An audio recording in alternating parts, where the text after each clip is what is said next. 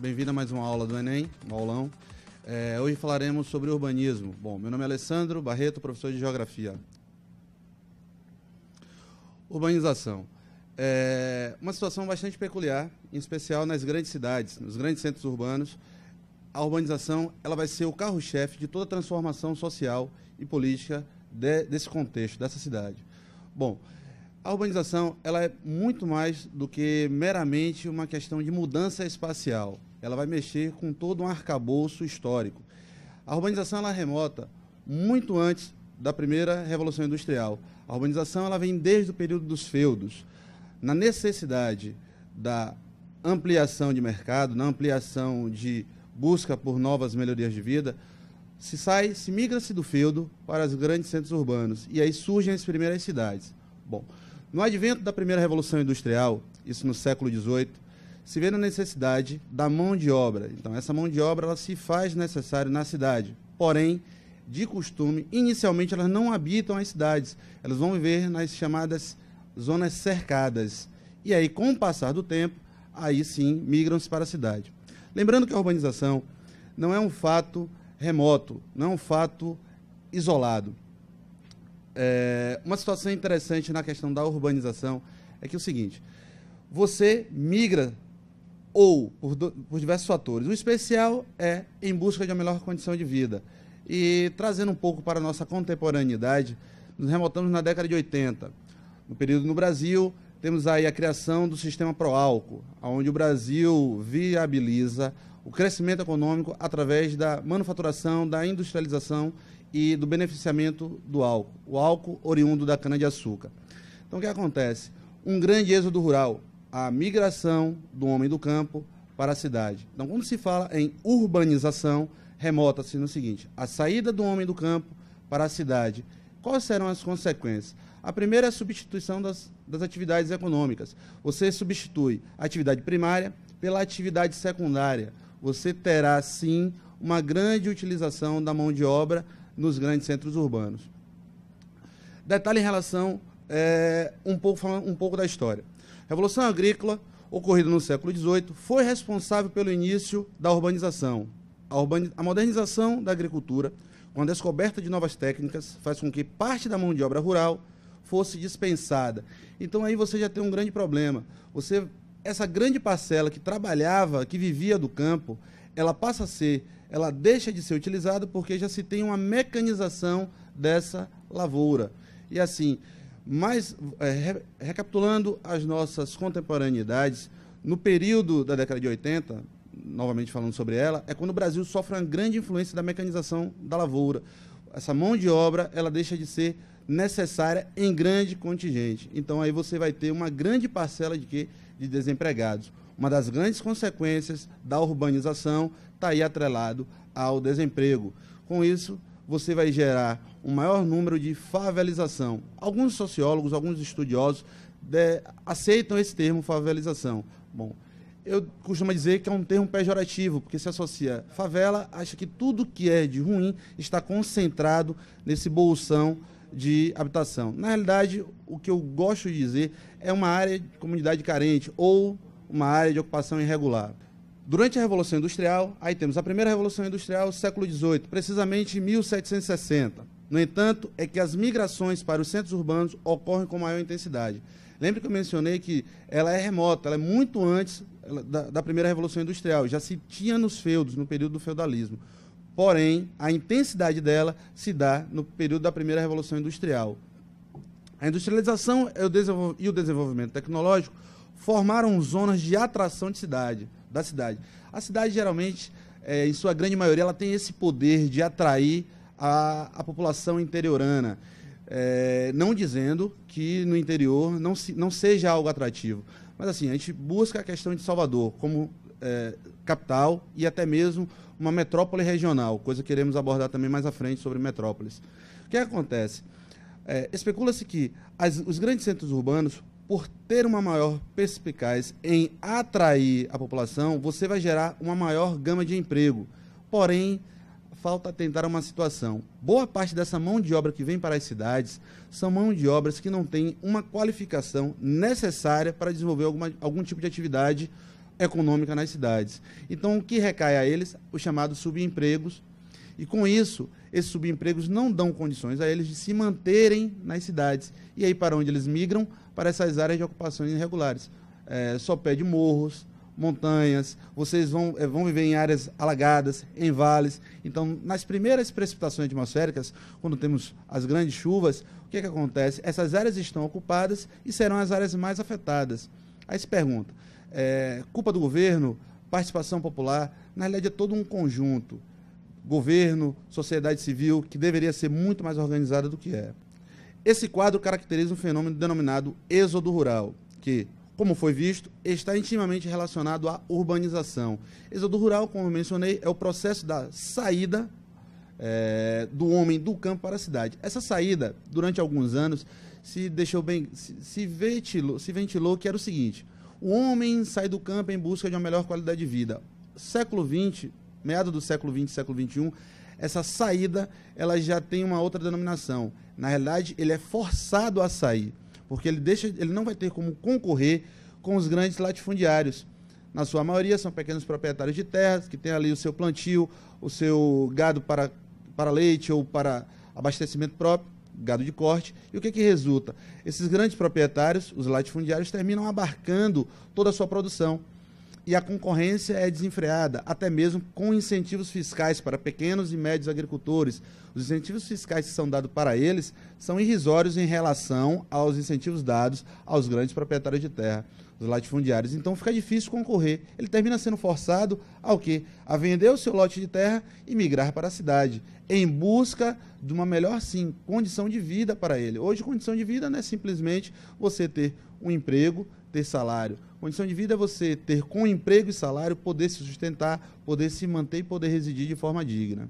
A ocupação dos centros urbanos acontece de maneira distinta nos países desenvolvidos e subdesenvolvidos. Aí tem uma grande situação interessante. Nos países subdesenvolvidos, o processo de urbanização, em sua grande maioria, ela não tem um planejamento, não se tem uma organização. Vamos pegar como, por exemplo, a própria capital, Salvador. Salvador, de uns 4 anos para cá, vem sofrendo com a questão da mobilidade urbana. Não se projetou, não se pensou em Salvador, no que é Salvador de hoje. Você está pegando um congestionamento dentro de sua casa. Áreas limítrofes, uma distância de 12 quilômetros de um ponto a outro, você passa de 1 hora a 1h30 dentro de um veículo, dentro de um ônibus. Então, assim, quais são os fatores que levam a essa tendência? Bom, o primeiro é transporte. O nosso transporte ele não é de grande qualidade e não é um transporte de fato de massa que possa sustentar, que possa locomover toda essa população soteropolitana. Assim, outra situação é que as empresas automobilísticas terminam sendo mais atrativas através das promoções que hoje se tem para você adquirir um automóvel. Há alguns anos, automóvel era luxo, hoje automóvel é uma necessidade. Você prefere ter um veículo do que se dar o prazer de pegar um transporte público, porque nós sabemos que a qualidade é aquém, ela ainda não é a qualidade, ela não é satisfatória. Já nos países desenvolvidos, existe um outro processo de redes de ligações. Você vai ter metrô interligado com transportes rodoviários, você vai ter também o transporte hidroviário, que na nossa cidade, exemplo, Salvador, ainda é muito aquém. O nosso transporte hidroviário, transporte marítimo, Terminal Marítimo São Joaquim, Terminal Marítimo Bom Despacho, hoje ele é muito aquém para suportar toda a demanda. Feriado é a prova maior disso, de que não temos uma estruturação adequada para comportar toda essa massa de habitantes nesse centro urbano. Então, assim, Salvador, com todo o PDDU existente, ele ainda precisa de uma remodelagem em relação a poder movimentar essa massa populacional que existe na nossa cidade. O êxodo rural nos países centrais desenvolvidos se iniciou a partir do século XVIII, de forma lenta e planejada. Olha só, houve um planejamento, houve uma preocupação em planejar isso. Daí já se vê uma grande diferenciação entre os países subdesenvolvidos, na sua grande maioria. Hoje não se utiliza esse termo sub, porque o próprio sufixo sub já deixa a subentender que o quê? Abaixo do desenvolvido. O termo ser utilizado hoje são países emergentes. Então, assim, já em relação aos países desenvolvidos, houve um planejamento em relação ao urbano e em relação ao social, para que está sendo feito isso e por que está sendo feito isso. Já para os países emergentes, não se pensa para quem e por que está sendo feito isso. Por outro lado, os países em desenvolvimento se urbanizaram a partir da década de 50, 1950, de forma rápida e descontrolada. No Brasil, por exemplo, a população urbana passou de 36% em 1950 para 81% em 2000, final do século XX. Detalhe em relação a 1950. Tivemos um governo, JK, onde ele iria trazer o progresso de 50 anos em 5, tanto era que o slogan político dele era 50 em 5. Até 64 se mantinha no governo, ficava por 5 anos um presidente, hoje são 4 anos. Então, assim, foi aberto as zonas de comércio, captação de capital estrangeiro foi muito forte no Brasil, justamente nesse período, por conta do quê? Desse atraso social e urbano que o país possuía. Porém, não se planejou isso, não se permitiu avaliar o Brasil daqui a 50 anos. Em 1950, não se especulou o que seria o Brasil no ano 2000. Bom, consequências da urbanização. Essa é uma foto assim, bastante célebre. Você tem uma segregação espacial muito forte e uma segregação social também. No mesmo espaço, numa mesma área, você vai ter uma comunidade carente e um grande, luxuoso e suntuoso empreendimento imobiliário. Assim, dentre as consequências, eu já citei a questão da segregação social, da segregação espacial. É uma das consequências.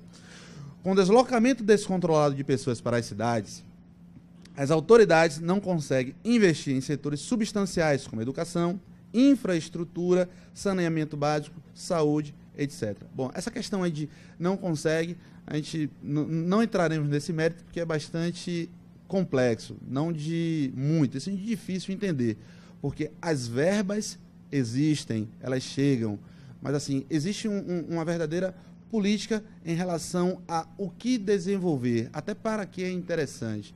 A gente pega Salvador, eu acho engraçado que dentro da própria Salvador você tem muito isso, essa segregação, espaço e social. Eu vou pegar aqui como exemplo o bairro da Centenário. Você tem no lado direito, sentido Barra, você tem os prédios luxuosos. Do lado esquerdo, sentido Barra, você tem o Calabar, uma área que até o ano de 2006 era uma das áreas mais perigosas em termos de segurança para as pessoas. Então, você dentro do mesmo ambiente, você reside na mesma localidade. Então, assim, você mora onde? Eu moro na Centenário. Mas qual lado da Centenário? Então, olha aí a segregação espacial. Então, você consegue perceber isso com maior nitidez nos grandes centros urbanos. Nas cidades do interior, você tem assim, cidades como Vitória da Conquista, Ilhéus, Itabuna, Barreiras. Você consegue também perceber isso por conta, hoje, já do desenvolvimento econômico muito forte, atrelado a algum fator econômico. Alguma exploração, alguma extração, então você consegue perceber isso. Mas em cidades com a população girando em torno de 10 a 13 mil habitantes, fica mais difícil de você perceber isso. Isso passa desapercebido. Mazelas da urbanização. A dinâmica populacional de crescimento e de ocupação dos espaços urbanos e rurais está intimamente relacionado com a geração de inúmeras mazelas sociais, inúmeros problemas que a sociedade vai enfrentar. Então, assim, deixa bem claro aí que o grande problema hoje dos centros urbanos está nessa atração que a cidade possui. Isso é uma das situações. Eu costumo dizer que, na realidade, tem como comportar dentro da cidade, com uma organização, é claro, com um planejamento, toda essa atração que ela possui, que ela exige. Então, a cidade ela tem como comportar, desde que haja, de fato, esse planejamento. Quando o crescimento da população urbana acontece de maneira rápida e desordenada, como ocorre nos países emergentes, sem o devido planejamento e investimento em infraestrutura, saúde, educação, transporte, saneamento básico, dá-se margem a uma série de desequilíbrios sociais, com a mendicância, o subemprego, o aumento da criminalidade e a favelização. Esse aí é o termo assim, mais pesado em relação a áreas de ocupação irregular ou comunidades carentes. Então, assim, se você não investe, se você não capacita, se você não qualifica, você terá como consequências esses problemas sociais. E é o que nós nos deparamos corriqueiramente aqui nos grandes centros urbanos. Salvador, volto a dizer, é um grande exemplo disto. Salvador, São Paulo, Rio de Janeiro, Minas Gerais, as grandes capitais, as capitais de uma forma geral, elas, sem sombra de dúvida, terão ou todos esses problemas sociais, essas mazelas sociais, ou uma grande maioria. Aí nós temos aqui as favelizações. Temos aqui próximo o empreendimento Brisas. Você tem um empreendimento que ele custa caro a habitação, mas ao lado dele tem uma favela, uma área de ocupação irregular. Então, no mesmo mundo você vive. Interessante que as pessoas que vão residir neste empreendimento imobiliário, direto ou indiretamente, vão terminar utilizando esse subemprego, vão terminar utilizando essas pessoas que moram nessas favelas, nessas áreas de ocupação irregular. Aí a própria Alphaville, Le Parque, então diversos empreendimentos, eles vão terminar se utilizando dessas pessoas que vivem do subemprego. Então você não tem como, não se permite um crescimento social dessas pessoas. Quando os empreendimentos pressionam bastante os órgãos públicos, o que acontece? Essas pessoas terminam sendo relocadas por uma área que não tem uma estrutura mínima possível para comportar essa população. Falta infraestrutura, falta saneamento básico, falta transporte. Então, o que acontece? Essas pessoas terminam vendendo esse imóvel que foi adquirido e terminam voltando, retornando para aquela área, porque dali é que eles conseguiam tirar o seu sustento. Os centros de pobreza. As cidades, enquanto polos de poder e centros de consumo, cultura e tecnologia, atrativos para a população que sai do campo oprimida pelas péssimas condições de vida, concentram a maior parte dos problemas sociais. Então, assim, só tentando para essa condição, para a situação com péssimas condições de vida. Não é que o indivíduo não é que o indivíduo aceitou essa situação, ele foi levado a essa péssima condição de vida, porque em um fator ou outro foi determinante para que ele terminasse migrando para a cidade. Então ele sai forçado, não foi espontâneo. Tanto é que é o seguinte, em grandes áreas agrícolas, grandes cidades interioranas que são polos agrícolas, o que vem acontecendo? Um processo inverso, a chamada migração urbano-rural. As pessoas estão saindo das cidades, indo em busca do campo. São cidades mais calmas para até mesmo viver e residir. Mas assim, isso ainda em relação ao êxodo rural, ainda é uma minoria. Tais mazelas ficam ainda mais acentuadas com a segregação do espaço urbano, como eu mencionei da questão, você reside num luxuoso empreendimento imobiliário e ao lado tem uma área de ocupação irregular, uma favela, uma comunidade carente. Mas esses dois mundos conseguem interagir, um necessita do outro. Através da ocupação de morros, encosta pela população mais carente, que necessita de moradas mais baratas, enquanto os centros são ocupados pelas parcelas mais abastadas. E detalhe, hoje não é somente os centros que estão sendo ocupados. Áreas remotas começam também a sofrer da especulação imobiliária e começam a ser ponto de atração para essa população, porque assim, o centro ele já está saturado, já não comporta tanto a população, então você termina migrando para áreas remotas. Eu me lembro da construção de Vilas do Atlântico. Quem era abastardo queria morar em Vilas do Atlântico, porque saía dessa loucura que era Salvador. Vilas do Atlântico deve ter o que? Aproximadamente 18 a 20 anos. Então, há 20 anos, Salvador já era essa problemática que hoje porém, é claro, com uma dimensão bem menor. Você passar, é melhor hoje você trabalhar no interior, você reside em Salvador e mora e trabalhar no interior, do que você residir em Salvador e trabalhar em Salvador, porque essa mobilidade urbana é muito complexa. Então você perde muito tempo nesse contexto. E foi assim que surge, Lauro, é assim que se surge Vilas de Abrantes e Vilas do Atlântico. Você tem essa intenção de morar em Vilas do Atlântico, mas trabalhar em Salvador, porque a locomoção ficava mais fácil, mais rápido. Além disso, um dos fatores preponderantes na distribuição de renda da população, o desemprego é, em grande parte dos casos, ocasionado pelo descompasso entre o crescimento populacional e o crescimento econômico de um país. Bom, o Brasil é um dos países mais ricos, hoje ocupamos a 6ª posição em termos de economia mundial, mas o grande detalhe é, ainda somos a nação mais desigual. Então, assim, a nossa participação no PIB mundial é algo em torno de 35%. Tudo que se produz no Brasil está relacionado, em 35% está no mundo. Porém, essas riquezas, elas não é de forma igualitária, repartida. Vocês vão se deparar na seguinte situação. A renda per capita do indivíduo brasileiro, do cidadão brasileiro, é algo em torno de R$ 25.000. Nem todo mundo vive com R$ 25.000. Então, assim, é uma questão de amostragem. Você pega uma parcela, como vocês tiveram aula de matemática, bem viram isso. Você pega uma parcela e faz esse levantamento. Especula-se que daqui a mais 38 anos, em 2050, nós estaremos entre a terceira ou segunda economia mundial. Mas para que isso aconteça, se faz necessário, e mais do que obrigatório, a reparação, não somente social, uma reparação econômica. É necessário, sim, uma infraestrutura, e aí uma infraestrutura de uma forma geral, desde a educação, uma infraestrutura na educação, a uma infraestrutura no nosso lazer.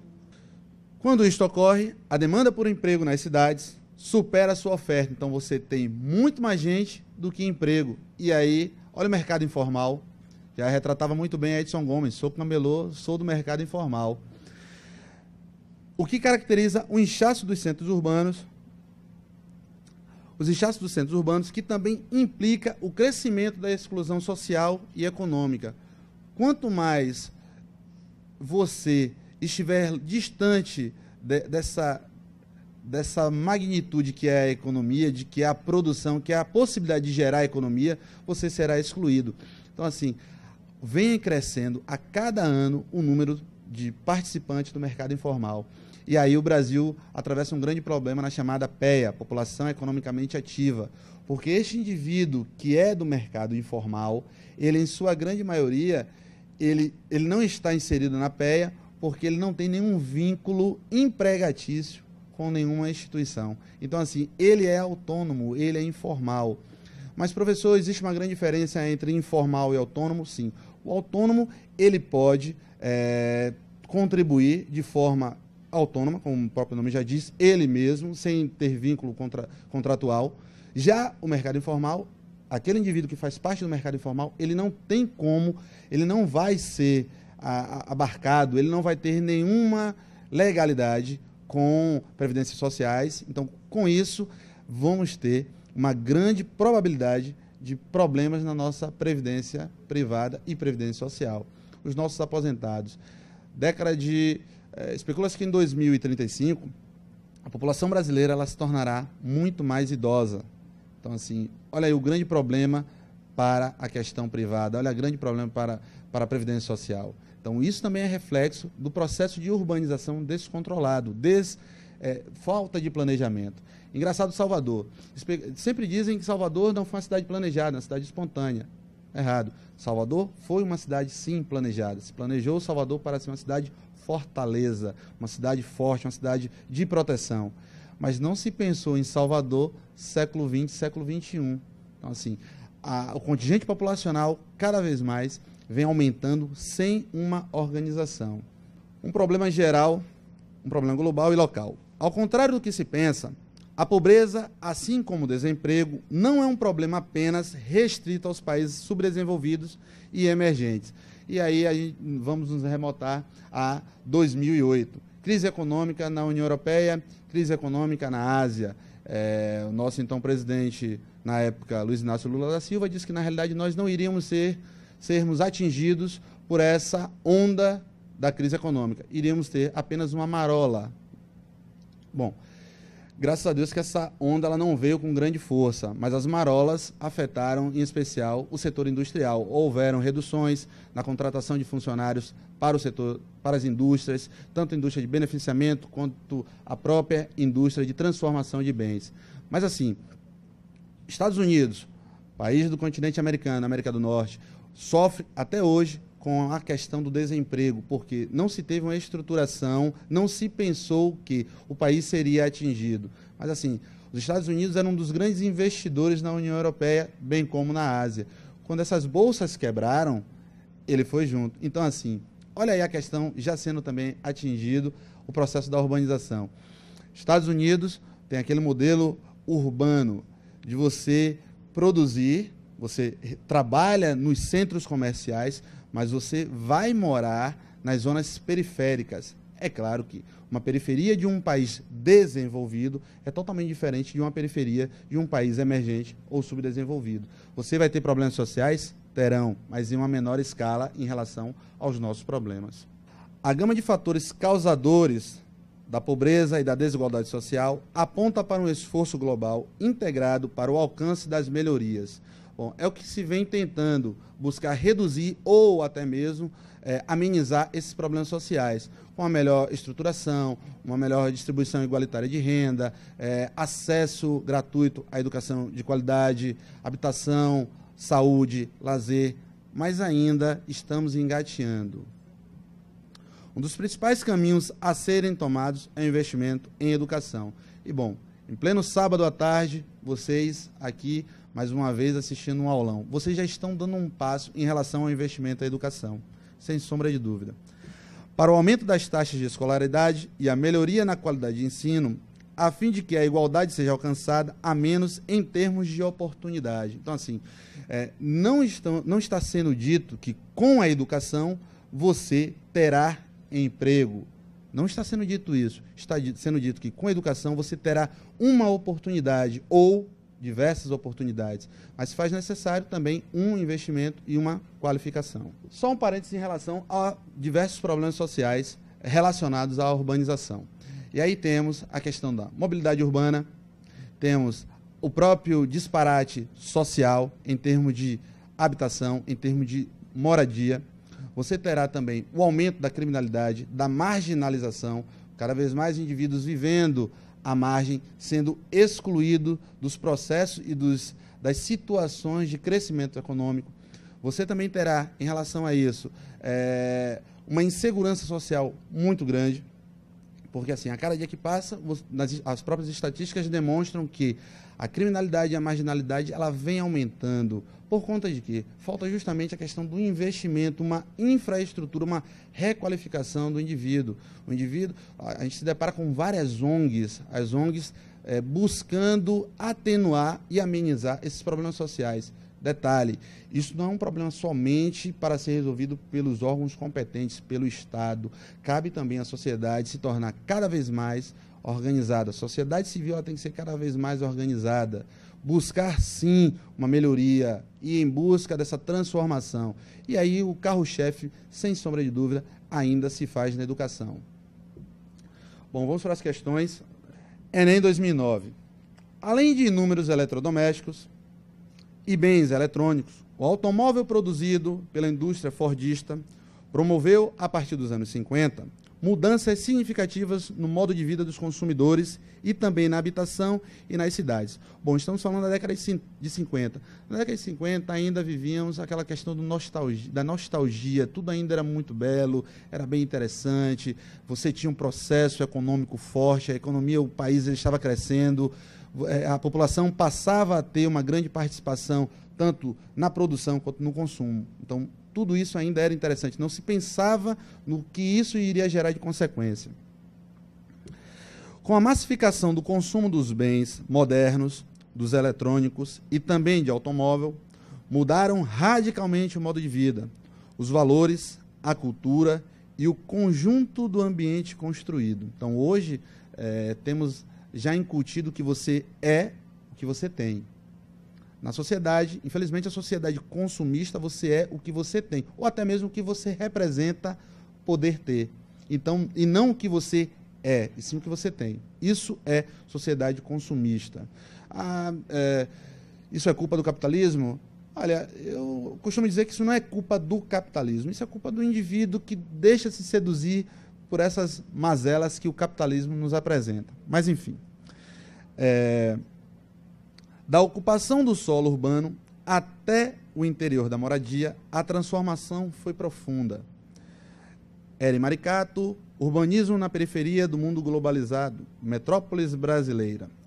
Uma das consequências das inovações tecnológicas das últimas décadas, que determinaram diferentes formas de uso e ocupação do espaço geográfico, aí o espaço geográfico ao qual ele se remete ao espaço de moradia, espaço de vivência, e a instituição das chamadas cidades globais, que se caracterizam por... Detalhe, olha só, galera, no Enem, atentem para o que vem em negrito. A chamada, geralmente, tem todo um texto, todo um contexto, mas o que ele vai exigir, a habilidade que ele vai te exigir, é justamente da interpretação da chamada da questão. Então, olha só recapitulando, uma das consequências das inovações tecnológicas das últimas décadas, estamos já no século XXI, ela entraria? Claro que sim, que determinam diferentes formas de uso e ocupação do espaço geográfico, é a instituição das chamadas cidades globais. Bom, cidades globais, São Paulo, Rio de Janeiro, são cidades, porque elas vão receber essa denominação, cidades globais ou megalópolis mundiais. Elas vão, o que é produzido na sua cidade, nessa cidade, vai atingir todo o plano esférico, todo mundo. São Paulo, Rio de Janeiro, ela não está mais contida somente no país Brasil ou somente no contexto América do Sul. São Paulo, Rio e Minas, dando até uma puxadinha, esticando um pouco mais para Minas Gerais também, já se ouve falar dessas grandes capitais em outras partes do mundo. Já Salvador é uma metrópole regional. Na nossa região Nordeste, Salvador é uma das capitais que mais se desponta em relação às outras capitais. Então, você vai ter justamente essas divisões em relação à urbanização. Vamos lá. Alternativa A. Possuírem o mesmo nível de influência no cenário mundial? Olha a pergunta. Uma das consequências das inovações tecnológicas das últimas décadas, que determinaram diferentes formas de uso e ocupação do espaço geográfico, é a instituição das chamadas cidades globais, que se caracterizam por, aí ele diz, por possuírem o mesmo nível de influência no cenário mundial. Salvador, Bahia, Estado Bahia, tem a mesma influência no cenário mundial que São Paulo? Vamos lá. Fortalecerem os laços da cidadania e solidariedade entre os membros das diversas comunidades. E aí, olha só, fortalecerem os laços da cidadania e solidariedade entre os membros das diversas comunidades. Lembra que eu falei da questão da segregação espacial? Se de fato quisessem fortalecer esses laços, vamos acabar com essa segregação. Eu lembro de uma vez uma palestra de Cristóvão Buarque, quando ministro da Educação, que perguntaram por que não internacionalizavam a floresta amazônica. Esse foi o embaixador dos Estados Unidos aqui no Brasil. Ele disse, tudo bem, vamos primeiro internacionalizar o dólar. Todos os países agora vão ter como moeda única o dólar. Ele não teve resposta para essa pergunta. É a mesma situação aí. Então, como é que você... será que quem está no poder, está no topo, vai querer essa equação? Então, complexo. Quanto mais segregar para quem está no poder, é melhor. Olha só, constituírem um passo importante para a diminuição das desigualdades sociais causadas pela polarização social. Ele está aí dizendo, nessa alternativa, que o problema da segregação social está na questão da polarização, está na questão de você criar polos, você buscar, aqui residem, aqui vai ser polo de residência de indivíduos de menor renda, e aqui será polo de residência de pessoas mais abastadas. Será que é essa a situação? E pela segregação urbana? Vamos lá. Terem sido diretamente impactadas pelo processo de internacionalização da economia, desencadeado a partir do final dos anos 70. Bom, no Brasil dos anos 80, se buscava a seguinte situação. Tinha uma cidade em Minas Gerais, o governador Valadares, que boa parte da população, acho que 60% da população, foi imigrante, saíram da sua cidade, ou seja, emigrantes, saíram do Brasil e iam residir nos Estados Unidos, porque nesse período, década de 80, os Estados Unidos estavam em grande banho econômico, crescimento, ainda vivia a questão da Guerra Fria, aquela disputa hegemônica entre capitalismo e socialismo, Estados Unidos e União Soviética, então você tinha cada vez mais mercado econômico para eles, então a mão de obra era aceita. Hoje, já sofremos com a questão da xenofobia, aversão a outra pátria, aversão a outro indivíduo. É uma das formas de preconceito, é um preconceito. Você às vezes não conhece o indivíduo, mas pela questão de ser de uma outra nação e estar no seu país direto ou indiretamente, tirando um indivíduo local do mercado de trabalho, você vai sofrer pressões. Então, assim, na década de 70 e década de 80, o Brasil foi um grande exportador de mão de obra para o exterior. Então, ele diz que se caracteriza por terem sido diretamente impactados pelo processo de internacionalização da economia, ou seja, a economia ela passa a ser global, desencadeada a partir do final dos anos de 1970. Terem sua origem diretamente relacionados aos processos de colonização ocidental do século XIX. Olha, século XIX, 1801. Se inicia o século XIX. Engraçado e curioso é o processo de colonização de todo o continente americano. O continente americano ele vai sofrer com dois processos de colonização. A colonização anglo-saxônica, que ela vai ter franceses e ingleses na parte norte do nosso continente. Você vai ter aí Estados Unidos e Canadá. Mas e o México? O México ele vai sofrer um outro processo de colonização latino, que são os colonizadores. O colonizador do México é um país a qual a sua língua é oriunda do latim, o espanhol. Quem colonizou o México foi a Espanha. Então, os processos são distintos. Na colonização dos países da América Latina, foram colonização de exploração. O colonizador chegou, explorou, demarcou sua terra e ali ficou. Já na colonização anglo-saxônica, foi colonização de povoamento. Se tinha a intenção de povoar e, dali, desenvolver as atividades econômicas. Não somente desenvolver a atividade econômica no intuito de explorar. Então, ele diz o seguinte, que um dos fatores é por terem sua origem diretamente relacionados aos processos de colonização ocidental do século XIX. Aí, a gente, por processo de eliminação, a gente já tira aí letra A, letra B, letra E. Fica, assim, um quê de dúvida na letra C e na letra D. Mas, assim, tem uma pegadinha na alternativa da dúvida entre C e D. Na C, ele diz o seguinte, que desigualdades sociais causadas pela polarização social e pela segregação urbana. Na realidade, o que torna a questão falsa é que ele afirma que o problema está justamente na questão social, na polarização. A alternativa correta é a letra E. Vamos lá para o slide? Ou a letra D, Pedro? Olha aí.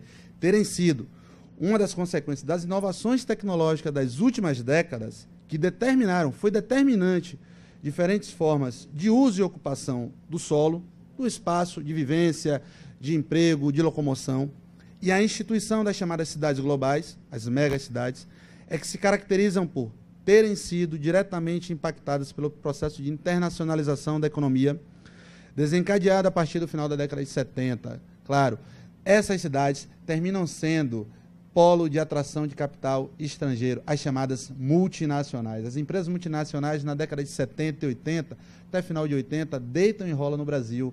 O Brasil, buscando esse crescimento econômico e social para o país, começa a incentivar e instigar a entrada de capital estrangeiro cada vez mais. É o chamado governo neoliberal.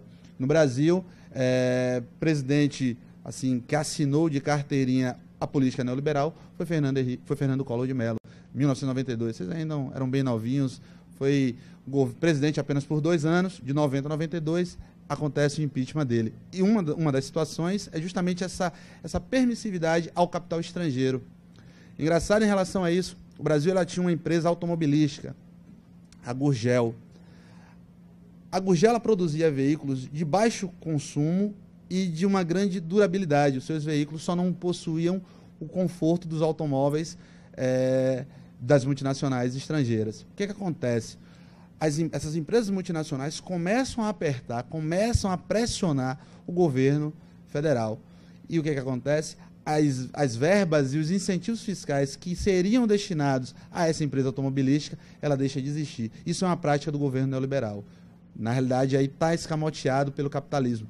Porque qual é a máxima do capital? Qual é a máxima do capitalismo?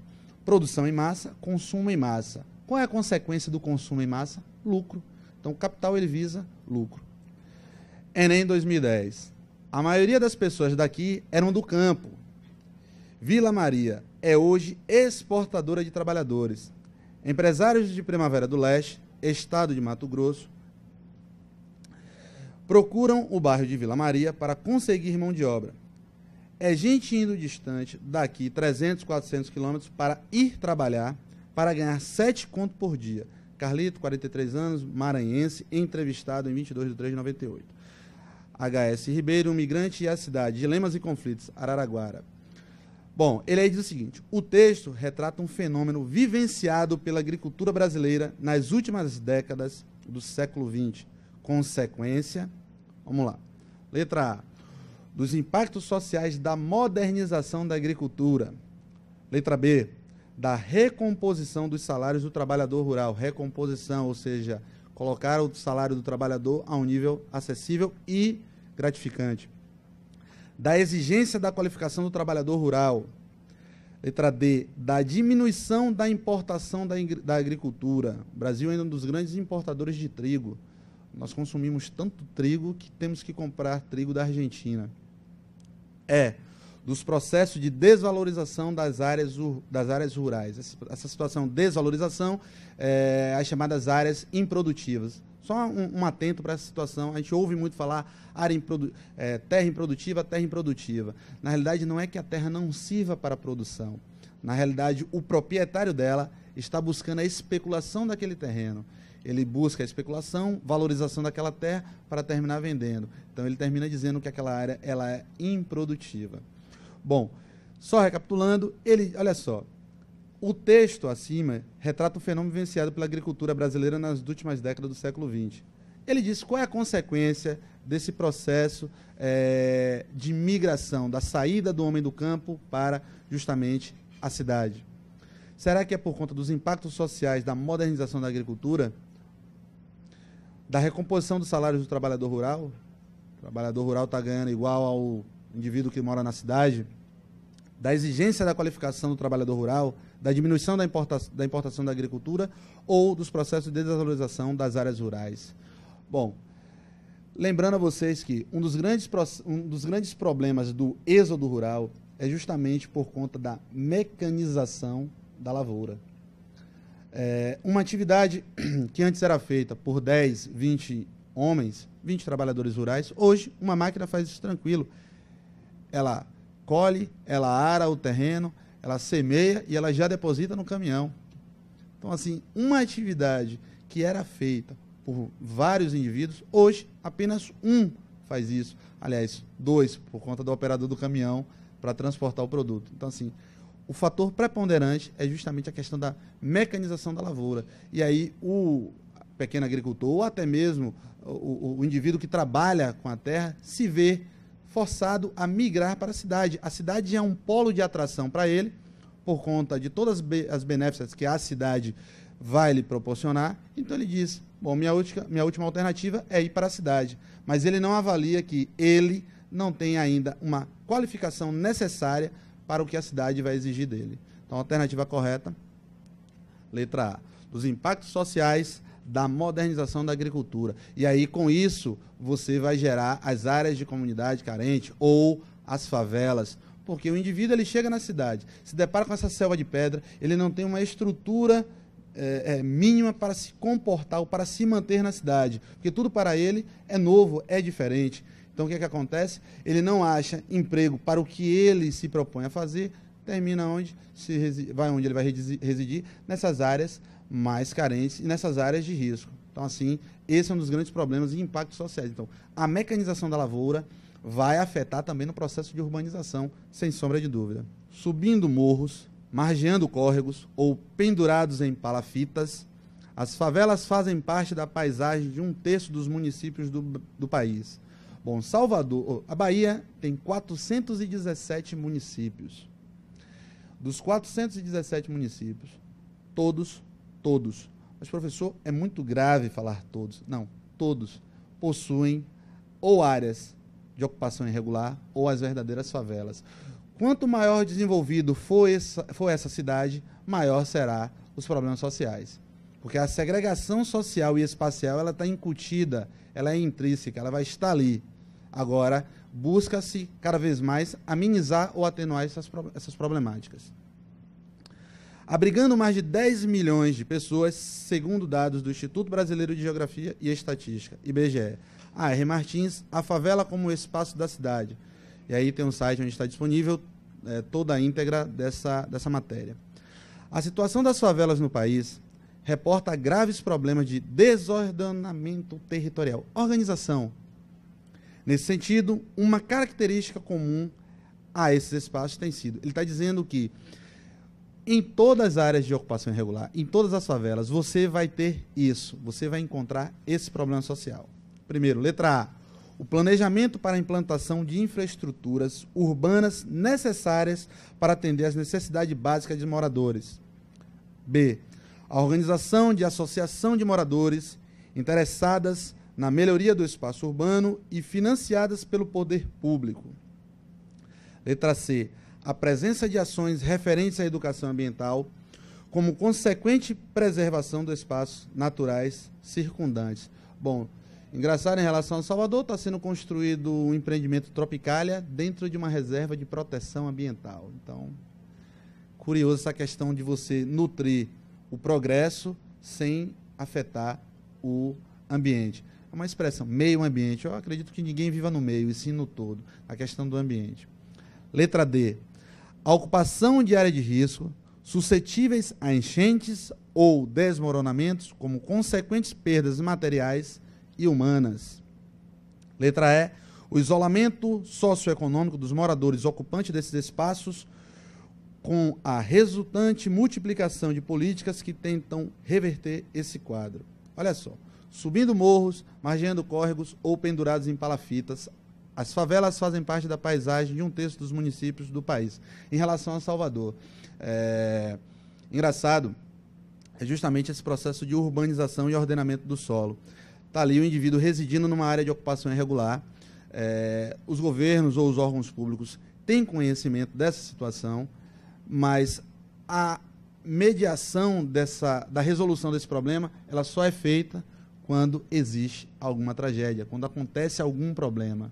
Então, assim, não se vê a questão do antes, só vê a questão do depois. Não, depois a gente para acertar e rever o que pode ser feito. O agora deixa como está, porque não temos problemas. Os problemas podem ser futuros. E aí, em relação aos próprios nossos rios, dentro de Salvador, Salvador é cortada por 3 principais rios, apelidado pejorativamente por Rio das Tripas, então esse também como Rio Jaguaribe, que ali é aquele que passa na frente do Detran, recebe esse apelido por ter ali servido como... ali acontecia o abate de animais, e aí os escravos, e até mesmo pós-escravatura, eram feitos a limpeza das vísceras. Então, tripas, vísceras. Detalhe, é rio categoria 5, é um rio que se é permitido dejeto, ser lançado dejetos nele. Então, assim, tudo isso também é culpa de um processo de urbanização descontrolado, de uma falta de planejamento nessa questão da urbanização. Você se depara com outras capitais ou até mesmo outras cidades que a cidade é cortada por um rio ou por um braço de rio, você vê que ela muda totalmente a paisagem. Você percebe que existe mais vida. Professor, o que é mais viável? Revitalizar o rio ou deixar do jeito que está e conscientizar a população de não mais jogar lixo nele? Eu acredito que as duas coisas podem ser feitas de forma simultânea, tanto a revitalização do próprio rio quanto a conscientização populacional. Vamos lá para o slide. Letra E, ele aí menciona o isolamento social. Engraçado o seguinte, alternativa correta, a letra D, que olha só o que ele diz. A situação das favelas no país reporta graves problemas de desordenamento territorial. Neste sentido, uma característica peculiar em todo e qualquer país que você terá favelas, que é justamente isso. Você vai ter o quê? A ocupação de áreas de risco, que essas áreas são suscetíveis. O que é suscetíveis? Estão propícias justamente a isso, a esses problemas sociais, a você ter um desmoronamento de terra, você ter um alagamento, uma inundação dessa área, e quem vai sempre sofrer é a população carente. Mas olha só, no que se trata de natureza, ela hoje não escolhe essa questão social.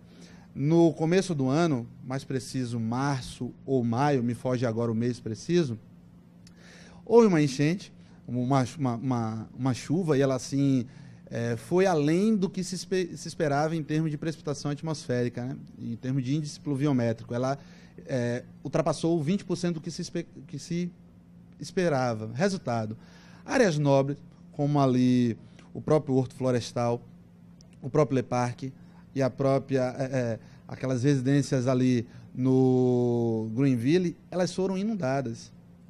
A natureza ela não respeita mais essa questão somente áreas de ocupação irregular, somente favelas. Não, essas áreas são as mais carentes, essas áreas serão as mais afetadas. Mas no que se trata da natureza, do natural, não tem uma segregação. Todos irão sofrer, uns com maior intensidade do que outros. Bom, só voltando aí para o slide. Ele diz que a letra E é o seguinte: o isolamento socioeconômico dos moradores ocupantes desses espaços. Não existe esse isolamento. Lembra que eu disse a vocês que eles vão residir. Você vai ter dentro do próprio espaço, dentro de uma própria área, dois espaços distintos. Você terá uma área supervalorizada e com uma infraestrutura adequada e uma outra área suprimida de todas essas situações de infraestrutura. Porém, eles vivem interligados, eles estão ali intrínsecos. Então, não existe essa questão do isolamento. E aí se remota o seguinte: tem áreas ainda de Salvador que, de fato, a sua ocupação ela ainda não se deu numa totalidade. Por quê?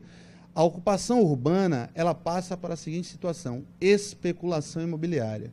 Se aquela área hoje ela é atração, ela será, sem sombra de dúvida, explorada e especulada. Se não, vai continuar sendo uma área remota. E aí sim, essas áreas remotas cada vez mais terão problemas sociais, cada vez mais enfrentarão problemas. Bom, o que torna a questão a letra C falsa? Ele diz que a presença de ações referentes à educação ambiental como consequente preservação dos espaços naturais e circundantes. Aquilo que eu mencionei, você mora numa área, você tem o Parque de Pituaçu, você tem o Parque São Bartolomeu, são áreas de proteção ambiental, são parques nacionais, são parques de preservação, mas você tem ali ao lado, ou até mesmo dentro desses espaços, habitações. Então, assim, não se tem essa questão, não se vê muito isso, essa preservação, porque o que se especula é o crescimento urbano. Agora, esse crescimento urbano, ele não tem um planejamento adequado. Os moradores do Alphaville e do Le Parc, logo quando construído, a princípio sofreram muito com a todo instante eles estavam se deparando com espécies nativas, se deparavam em suas casas com escorpiões, lacraias, com pássaros, com animais que até então para eles eram desconhecidos no habitat diário. Mas o que aconteceu? O indivíduo foi quem invadiu aquele espaço. Então, cadê essa questão das ações referentes à educação? É muito mais uma questão de educação ambiental. Ela não está num campo atuante, o que torna a letra B falsa. A organização de associação de moradores, acho que todo bairro ele possui uma associação de morador. Então, assim, a associação de morador, ele tem como mostrar os problemas, mas a questão de solucionar os problemas, aí cabe aos órgãos competentes, cabe sim à esfera maior, que é o governo, ou o município, ou a instituição federal. O que torna a letra A falsa, ele é isso: o planejamento para a implantação de infraestruturas urbanas necessárias para atender às necessidades básicas dos moradores. A infraestrutura ela não busca atender necessidades básicas, ela busca atender às necessidades. Então, assim, não é apenas o básico, não é apenas o necessário para a sua sobrevivência. Não, sim sanar todos e qualquer problema existente para a população. Então, a alternativa correta, letra D. Bom, só ainda em relação ao próprio conteúdo de urbanização. Nós adiantamos um pouco as questões em referência, até mesmo para vocês terem uma noção do que se trata. Bom, quando nós falamos de urbano, e aí vocês vão ter as importâncias das cidades, né? A questão da urbanização, você vai ter as chamadas hierarquias urbanas. Existe o chamado sítio urbano, que é aonde essa cidade está alocada. O que vem a ser o sítio urbano? Por exemplo, Salvador. Quando se pensa em Salvador, ela é uma cidade o quê? Ela está próxima ao quê? Então, Salvador é uma cidade que está próxima ao Oceano Atlântico. Então, é uma cidade litorânea. Então, o sítio urbano de Salvador é um sítio urbano litorâneo. Já quando se fala em Barreiras, já é um sítio urbano, o que? Interiorano. Você tem como característica o interior. Então, dentro da hierarquia urbana, temos aí sítio urbano. Função urbana é a função que aquela cidade exerce. Salvador, ela vai se deparar com a cidade, ela pode ter de uma ou até várias funções urbanas. Salvador, por exemplo, é uma cidade a qual vivemos o turismo assim muito forte, mas é uma cidade comercial, é uma cidade de polo de atração turístico, então assim, ela exerce mais de uma função. Quando pegamos Campina Grande, na Paraíba, não é a capital é João Pessoa, porém ela tem uma atração, ela tem uma função urbana muito maior do que a própria capital. Ela é um polo têxtil, ela é um polo industrial, ela é um polo universitário, então assim, termina sendo mais atrativa. Então assim, aí você, a partir dessa importância dessas funções e do próprio sítio urbano, da hierarquização urbana, você vai ter uma dimensão dessa cidade, da importância dessa cidade. Então, daí você surge metrópoles, as megalópolis. O que vem a ser uma metrópole? A gente ouve muito falar, a RMS. O que vem a ser a RMS? Região Metropolitana de Salvador. São as cidades que estão no entorno da capital. Professor, toda a capital ela vai ser uma região metropolitana? Não. Campina Grande, por exemplo, ela é uma região metropolitana. Então, você dentro de João Pessoa, dentro da Paraíba, você vai ter a região metropolitana de João Pessoa e a região metropolitana de Campina Grande. Já você vai ter aqui a região metropolitana de Salvador, cidades como Pojuca, Dias d'Ávila, Lauro de Freitas, Simões Filhos, Candeias. Mas o que vem a ser essa região metropolitana? A metrópole, ela vai influenciar direta ou indiretamente todas as cidades que estão no seu entorno. Ela pode influenciar diretamente na questão política, na questão econômica, na questão histórica, social, econômica, exemplo disso, Camaçari. 60% da mão de obra de Camaçari é residente de Salvador. Então, olha só, é uma função, qual a importância da metrópole para Camaçari?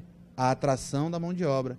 Então, por isso que Camaçari faz parte, numa questão econômica, da região metropolitana de Salvador. Não somente pela questão limítrofe, por estar próximo a Salvador, mas sim também pela questão da influência. Aí temos Candeias, polo petrolífero, tem a própria Dias d'Ávila, uma grande fonte de água mineral, então a cidade vive em torno disso. Mão de obra local de Salvador, infraestrutura, Salvador influenciou no processo de captação e de extração desse grande e precioso minério. Então, assim, a região metropolitana ela vai influenciar, até politicamente, uma cidade. Os fatores sociais também vão ser intrínsecos nessa situação. Então, assim, região metropolitana, temos a metrópole. Basta lembrar do período de colonização. A metrópole, Portugal, colônia, Brasil. Então, tudo que era produzido era mandado para a metrópole. Nos tempos de hoje, essa interação ela já é um pouco mais direta. Não é que você dependa exclusivamente de Salvador. Não. Essas cidades que eu citei, esses municípios, têm vida própria. Mas, assim, Salvador vai interferir direta ou indiretamente no convívio e na transformação socioespacial dessas cidades. Beleza? Bom, encerramos por aqui. Prazer ter estado com vocês e até a nossa próxima.